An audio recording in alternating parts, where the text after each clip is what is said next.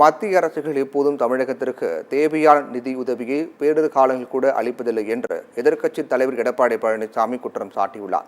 சேலத்தில் இன்று அதிமுக சார்பில் கோடை வெப்பத்தை தணிப்பதற்காக நீர்மோர் பந்தல் திறக்கப்பட்டது.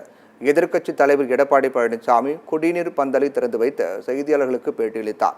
அப்போது தமிழகம் முழுவதும் அதிமுக சார்பாக குடிநீர் பந்தல் திறக்கப்படும் என்று கூறினார்.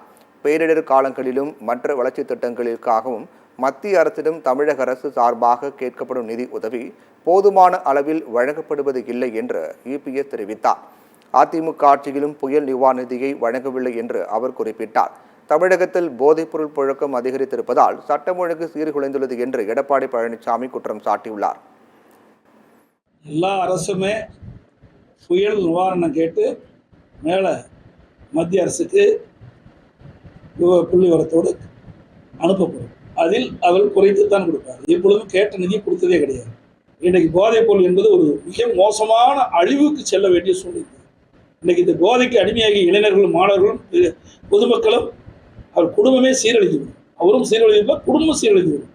இப்படிப்பட்ட நிலைமையில் இருக்கின்ற இதை இந்த அரசு இரும்பு கரம் கொண்டு அடக்க வேண்டும். ஆனால் இந்த அரசு அதை கண்டுகொள்ளாதது வேதனை.